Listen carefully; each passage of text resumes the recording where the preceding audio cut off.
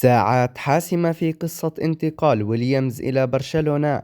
يقترب النجم الإسباني نيكولاس ويليامز لاعب أتلتيك بلباو من حسم مصير مستقبله بشكل نهائي وسط اهتمام برشلونة، وارتبط اسم ويليامز بخطوة انتقال محتملة للكتالان في الميركاتو الصيفي، ولكن كل المؤشرات تؤكد استمرار مسيرته مع الفريق الباسكي. برشلونة أمام مهمة معقدة في ملف ويليامز، وبحسب تقرير نشرته صحيفة سبورت الإسبانية، فإن ويليامز وصل إلى بلباو بالفعل لحسم مصيره بعد انتهاء إجازته. وأشار التقرير إلى أن ويليامز عاد إلى بلباو قبل أسبوع من التاريخ المتوقع سلفا لعودته. ولفتت الصحيفة الكتالونية إلى الأخبار التي تؤكد على أن ويليامز أبلغ إدارة بلباو برغبته في بداية التحضير للمباراة الافتتاحية في الموسم ضد ختافي يوم 15 أغسطس الجاري. وأكد التقرير أن مصير مستقبل ويليامز سيتحدد خلال الساعات المقبلة، وفي حال تأكيد تمسك النجم الشاب بالبقاء في بلباو خلال الموسم الجديد، فإن برشلونة سيؤجل إتمام صفقته المرتقبة لعام 2025.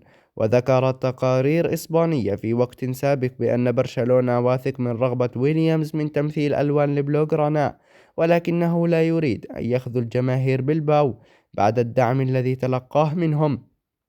وستجيب الفترة المقبلة عن السؤال بشأن إمكانية تمثيل ويليامز ألوان برشلونة في يوم من الأيام. ولا يزال نادي برشلونة يمني نفسه بإتمام صفقة الجناح الإسباني الموهوب ويليامز لاعب أتلتيك بلباو. وكانت تقارير إسبانية قد أشارت في وقت سابق لتعقد مهمة الكتالان في هذا الملف بسبب الظروف الاقتصادية من جانب، ومن جانب آخر لرغبة اللاعب في البقاء في النادي الباسكي.